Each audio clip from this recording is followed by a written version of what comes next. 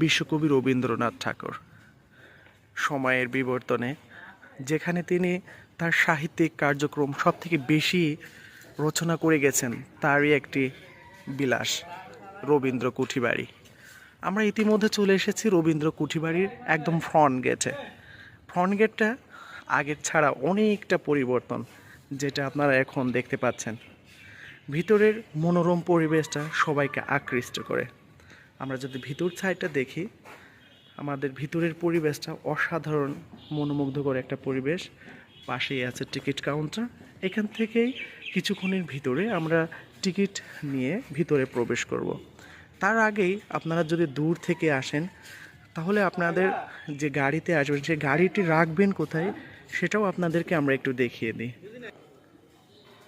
Front gate থেকে metre বিশের সামনেই গাড়ি পার্কিংয়ের এই সুন্দর একটা সুব্যবস্থা আছে এখানে।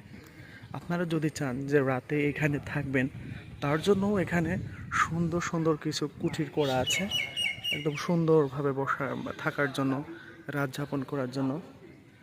এবং গাড়ি পার্কিংয়ের বিশাল একটা জায়গা।